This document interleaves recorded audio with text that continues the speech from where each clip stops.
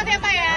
Bagaimana rendah hati Bapak itu kasih kepada rakyat biasa seperti saya bawa sendiri mobil. Pak Pigai jadi Menteri HAM benar Bang Pigai?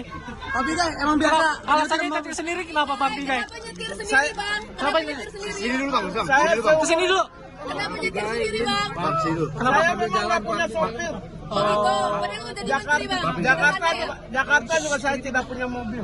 Oh. Jadi mau menargakan sederhana gitu, sederhanakan gitu ya.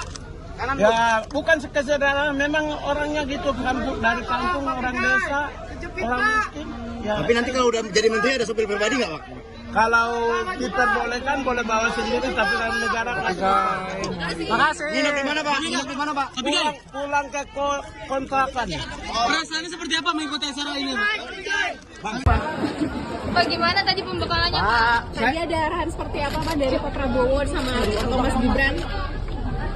Saya nggak punya kompeten, tapi kan saya bawa mobil sendiri karena saya ini rakyat biasa, pembela kemanusiaan.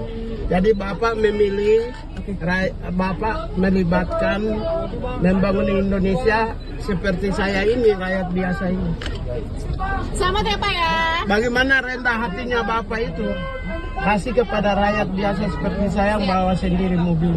Download Tribun X sekarang, menghadirkan lokal menjadi Indonesia.